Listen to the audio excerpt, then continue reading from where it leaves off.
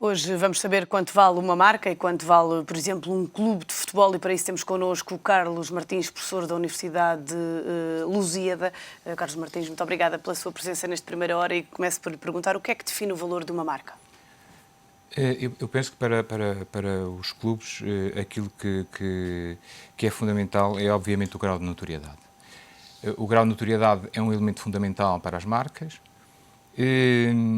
Para além disso, diria que como resultado final a notoriedade é um dos elementos mais importantes, mas depois as marcas procuram fundamentalmente associações que são capazes de utilizar através dos seus jogadores. E, portanto, os jogadores acabam por capitalizar para as marcas um retorno e, portanto, faz disto, obviamente, as marcas e os clubes terem algum interesse para os investidores. Caso contrário, o montante que está investido em alguns clubes é de tal ordem que não haveria, a priori, outra justificativa. É óbvio que por trás das marcas e destes grandes clubes estão os resultados desportivos. Os resultados desportivos são, no meu entender, aquilo que potencia depois o valor da marca. Quem é que vai ser depois o proprietário final, enfim, dos rendimentos, isto pode ser um pouco discutível. Agora, este elemento é um elemento que acaba por ser fundamental e os jogadores mais importantes que normalmente estão associados à campanha são jogadores que, para além de oferirem elevadíssimos salários, acabam por ser aproveitados por marcas no sentido de ficarem associadas a elas.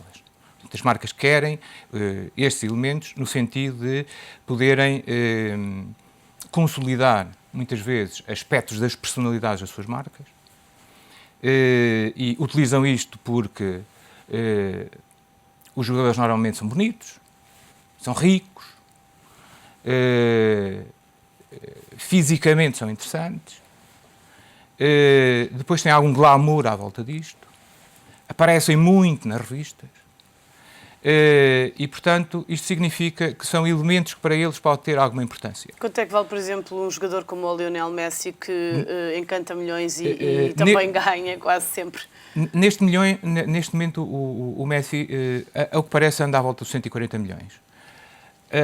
Mas este valor não corresponde àquilo que são os seus vencimentos mensais. Ou seja, o Messi é neste momento um jogador que consegue praticamente triplicar o seu rendimento para além do salário.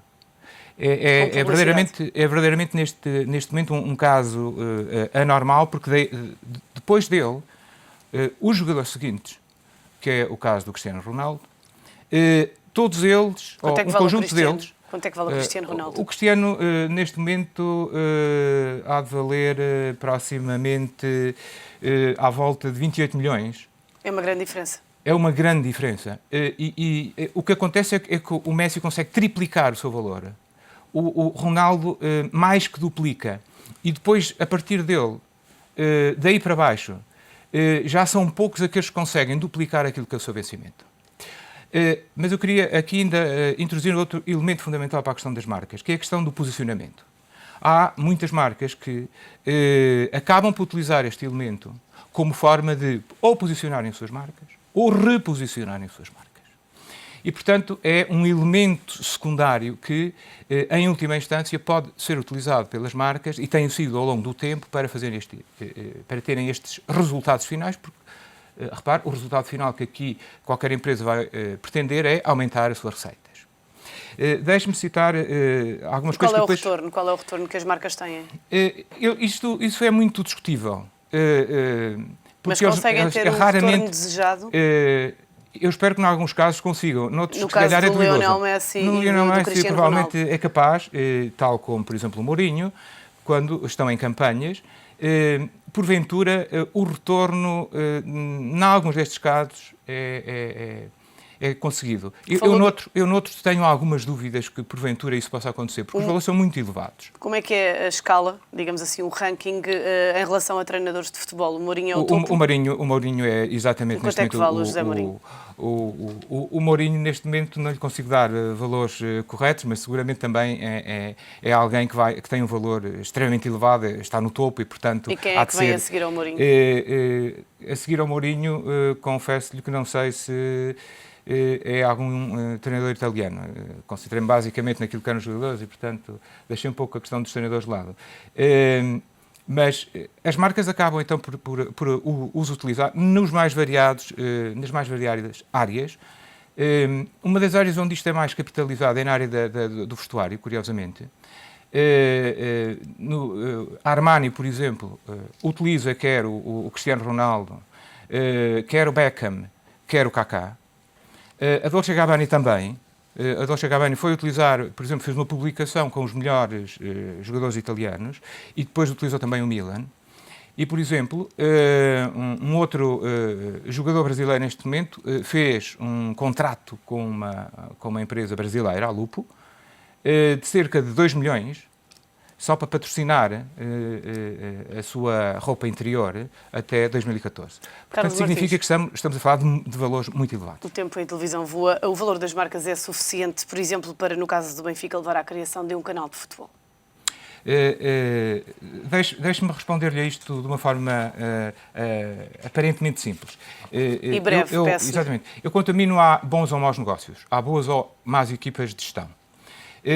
Eu gostava de fazer referência aqui muito breve a uma questão muito simples. Foi apresentado este final de ano um estudo sobre o Porto Canal. E, como sabe, Porto Canal é um dos canais que neste momento pode ser utilizado pelo Futebol Clube do Porto no sentido de poderem capitalizar alguma coisa em torno de uma televisão. Há um estudo muito interessante que foi feito por uma colega minha do ISMAI e que diz o seguinte.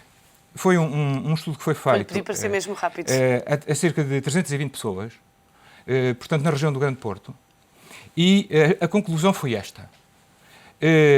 Havia cerca de 55% das pessoas que foram inquiridas que viam aquele canal menos de uma hora. E havia 25%, exatamente, que não viam, pura e simplesmente. E, portanto, isto significa que é um dado. E, só para terminar, dizer-lhe o seguinte, houve uma outra pergunta que foi feita, no sentido se achavam que o canal devia ser temático. E a resposta foi que ele devia ser generalista.